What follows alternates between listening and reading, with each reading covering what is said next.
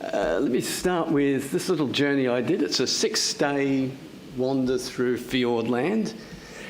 We had a lot of snow, and it's off the grid, absolutely off the grid. And it's beautiful scenery, tramping through knee-deep snow and Mount Emily there, it's beautiful. But we eventually hit the Rootburn Track. So Rootburn Track's regarded as probably the premier world scenic walk. There's some debate about that. And you get to one point on it, and that's that thing at the bottom called Ocean Corner. And this is the most scenic spot. Okay, so you're standing at the most scenic spot at the most scenic part of the world. And here I am giving thanks. It's a beautiful view, looking up and down the Hollyford Valley and the Asla Mountains and so on. But I turned around, and there was this guy with a head in his phone. He notices me watching, and he looks up and says, "It's fantastic. I've got reception." So how did we get here? Now, we've long had calculating machines like the Babbage machine, but if you want to know where we began, I'm going to tell you the story. We start with this guy here. You've probably seen him on the move from the movie. And he was interested in algorithms. You know what an algorithm is? It's you start with some data and you end with some other data, and in the meantime you have a function or a process. That's what we call an algorithm. It also has something else important, that's a status, because you need to know whether you've finished or not. So is it still running or is it stopped? So his paper in 1936 on computable numbers, he developed the branch of mathematics called Turing mathematics. And the idea is that, and it was hypothetical, you just had this infinite long tape with symbols on it, and there would be a machine and there'd be an algorithm in the background which would look at the things stamped on the tape and so on. And the tape could move backwards and forwards. And of course it had a status. And his interest was whether he could tell whether one of these machines would actually ever finish or not. For example, if it was dividing 1 by 3, the machine would go on forever. Okay, so that's his great interest. His genius was to invent another hypothetical machine called a universal Turing machine. And this machine was to actually have another Turing machine, another algorithm, stamped onto this paper tape. And then this other algorithm sitting on top would actually process it and work out whether it was going to ever finish or not. He's actually tackling a problem called Hilbert and the Philosopher's Stone. That's what he was interested in. He had no idea about what it was unleashing. So Turing himself said of his universal machine that it was capable of turning itself into any other machine. And that is what a computer is. That's a formal definition. It's a universal Turing machine. Now, here's our second guy, John von Neumann. You probably know him. He involved with the atomic bomb and other things like that. Child prodigy, who knew Turing, by the way. He offered him a job. And he took notice of these ideas, the ideas of Turing's idea of a memory and some sort of controlling mechanism. And so he came up with this idea. And you're probably quite familiar with that, because that's on your phone, that's on every computer. In fact, all these massive AI neural network things are all that. Nothing has changed. There's nothing new under the sun. So that's what's driving everything today, even the most sophisticated. Yes, there are some new research things, but anything of any interest is running on that sort of idea. It's called the von Neumann architecture.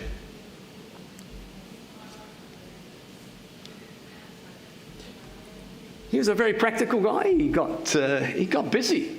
And he invented this machine. This is ENIAC in 1945, 1945. This is ENIAC. It was a valve machine, which means it didn't run for very long before it blew up. But it would be programmed by these ladies who would spend about a day or two pulling all the things about. And he used it for number crunching. Our third character, not well known, but a great genius, Claude Shannon, who, what was his great work? Mathematical Theory of Communication. Okay. What he did, he was the guy who invented the expression bit. So he was the guy who was bit. He was very interested in how you could digitise in binary communication. And the flow-on of that work was that we have digitised everything. So with this trilogy of thinkers, we ended up in about the mid-60s with CEOs of big corporations who could ring up IBM and they would deliver something like this. This is quite remarkable. 20 years from the old things where they're pulling it out to this. Well, this is a slightly updated. This is a slightly updated model of the IBM 360, but the original model was pretty much the same. You can buy it, you can order it with 80 or so input and output peripherals. Quite a remarkable machine. But there's a problem. So CEOs looked at all these people they could replace. And they were doing things. Anyone familiar with Richard Scarry? How are you going to turn what people did all day into this? Interesting question. And to explore that, let me show you a picture. I had a conversation at a lunch about this. Grapevines. We often think that the way we see the world, our worldview, is just like this grapevine which stretches out and it's beautiful. What we forget is that the grapevine is growing on a trellis. You take the trellis away and it's very different. In terms of worldview, the trellis that we use is called an ontology. An ontology is the thing through which we see the world. What is real to us? Okay? And it's different for different people. So it's made up of language, knowledge, intuition, all these things which are intuitively true and real for us. And it's all tied up with language. Now, I won't go any further because that's so deep and well beyond my pay grade. But it's very real, and there are differing ontologies. So as people began to look at this problem of how to turn what people did into actual code, they developed a whole set of approaches, particularly model-driven, and it became an ontology. So when you worked in the business, as I did, we could speak a special language. We looked at the world in particular ways. We broke everything up into little bits and pieces. Data flow diagrams, that's old style. But yes, data models, use datagrams, data models, and so on. That was our world.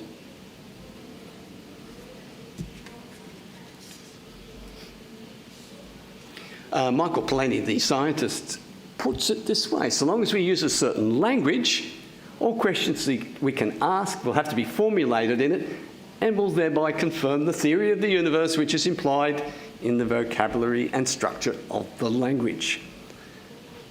We just live our language and don't think about it, but we've got to remember that underneath we are very much influenced by the way we talk.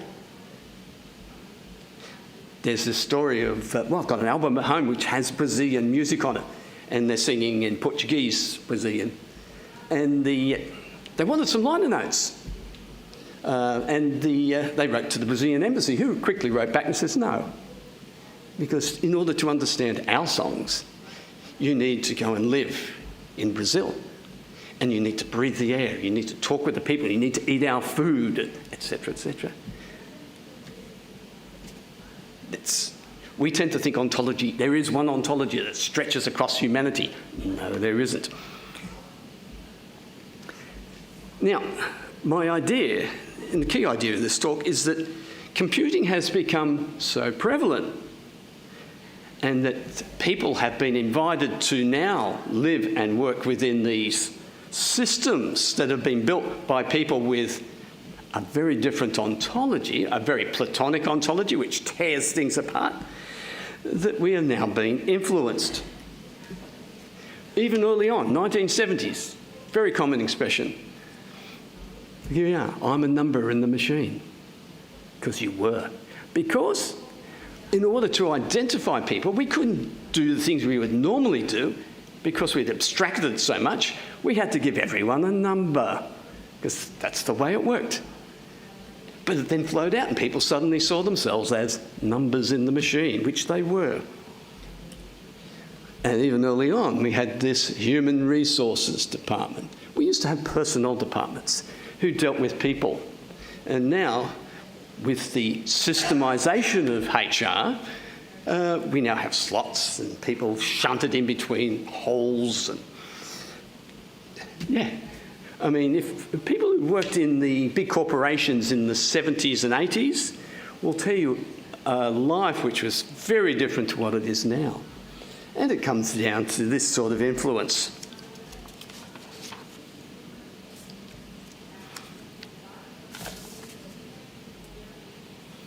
Of course, there were problems, year 2K. Corporations realised that the thing that they had built by, say, the mid-90s, whilst they'd completely taken over their businesses with on computer technology, it was very fragile. And U2K exposed that.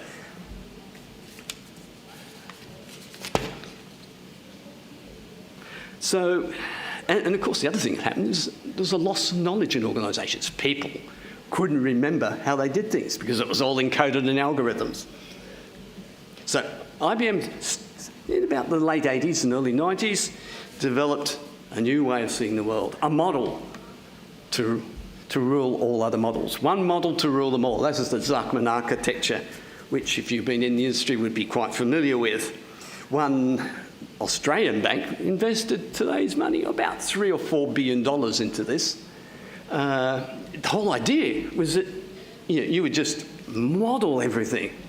And out of that would come programs because you can automate that. The problem is the business didn't know how the business worked. It was too difficult. And the whole thing collapsed and suddenly that bank just saw $3 billion slide away. But of course you're more interested in these devices. These are more recent. And let me point out that these are just slave devices. They're communications devices. Because most people, I know plenty of exceptions here, but most people use these as communications devices. They don't do any computing as such. They just use them. You need a computer because if you want to look at a web page, you've got all that HTML stream coming down the line and you need to decompose it, and that's pretty complex. You need a computer. But that's what the computer's for. It doesn't do anything for you. It just decomposes as the communication streams.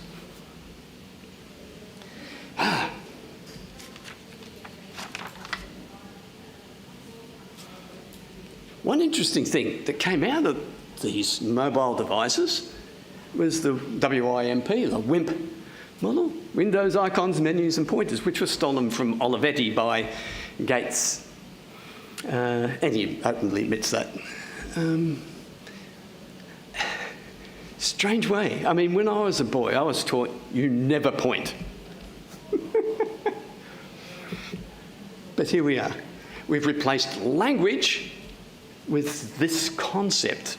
Now, I'm sure that someone young here could go and investigate this because I am sure that has had a major impact on how we see things.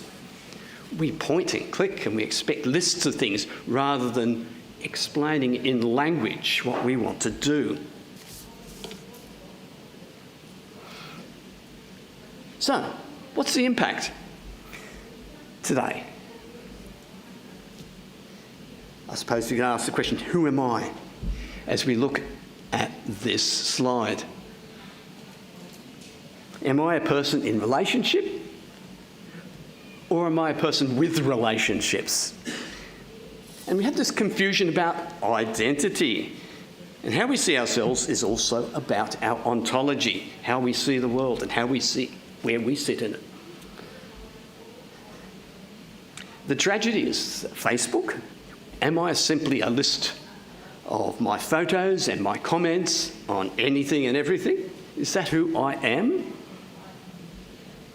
Or am I a person, as Martin Luther King has pointed out, a person who can be great because you can serve?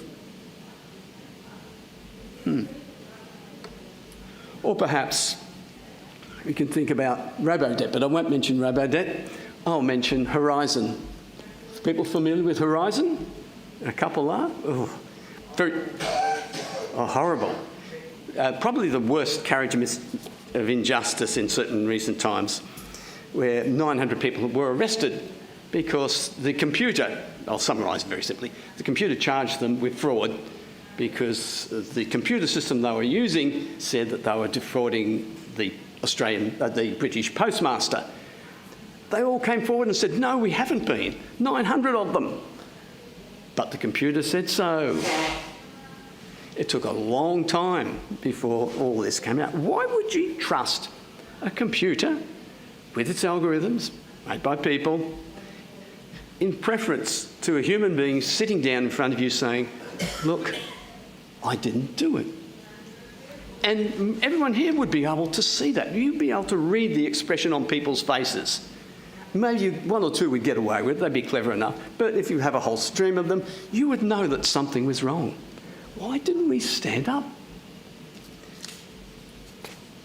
Or, of course, I could talk about the bubble world, the loss of engagement with the real world. You know, our church took a survey that just, whilst we all sat there in church, we took 5 minutes to do this little survey. We found out that 50% of our congregation, that's a large congregation, spent 5 hours or more on their devices each day. That's quite remarkable. The commentator Niall Ferguson points out that engagement with the world isn't going online and clicking a little like button. There's so many opportunities in the real world to engage. And yet we all feel very comfortable with the like button. It means nothing. And we finish here. The Imago Dei, is it being distorted by the way people like me have broken down in the world and created systems which you have become embroiled in? And has it affected the beauty of who man is? Here's the David Bentley Hart. He puts it much better than me. It was inevitable, really, that in time the mechanistic method should mutate into a program not merely for investigating nature as if it was a machine, but also for actually transforming the world, nature, culture, politics, economics, and everything else into a machine. Thank you.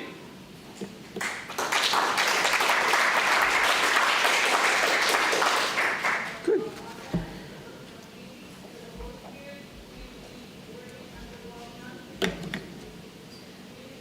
Thank you, Mark.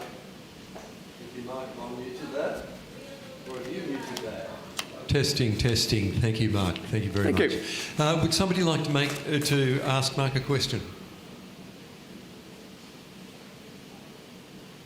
Jenny. Sorry, not a question. I just want to thank you for bringing up the Horizon terrible situation in UK with the British Post Office. It's a real warning sign of what happens when you trust computers. Thank you so much. Thanks, Jenny. I spent a long time, a good part of my career, in testing. And the whole idea of breaking things is just a wonderful idea to me because it tells you so much. And that was never done. Yeah, thanks, Neil. So one of the observations in terms of computer programs is that they all have bugs in them. And people have estimated maybe 1 in 10,000 lines of code has a bug in it. Your car control system probably has 1 million lines of code across the whole car, which means there's 100 bugs in your car.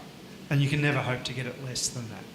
So the expectation that things are going to always work, that computers are infallible, seems incorrect.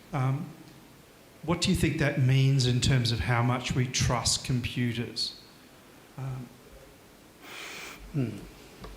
I tell the story of the missing full stop because it's pertinent. So there was this guy who leant on a keyboard. He was doing a one-line change and he accidentally leant on the keyboard and removed the full stop out of the code. And it went through all the testing regimes and, yeah, thumbs up, no problem. But it was a very unusual phenomenon it caused because the program operated quite normally, except about once in 1,000 times through, it would go bizarre and start deleting stuff all through the database. It was almost impossible to detect in testing. Now, if it happened today, of course, it would have brought the company to its knees because it took, days before anyone realised that big chunks of data had been removed. And, of course, they'd done all this business and so on. So, no, the systems are inherently unstable. And that's the very nature of it all when you do this. At the same time, corporations have put in a lot of effort to develop disciplines, and that was what I spent a lot of time doing, in ensuring, at high cost, by the way, that we can maintain some semblance of control. I mean, you're going to travel on the trains or something like that on the way home. We just automatically think that they just run on the rails and someone creates a little timetable. There's a whole room of very clever people who manage to keep this thing hung together. And the same is true of systems. So you can, in a sense, trust them. The point I was making, though, is that would you trust a person or a computer? And you can read a person's face. You can tell whether they're telling the truth. And why would we trust a computer when you know that they're fragile? But you're quite right.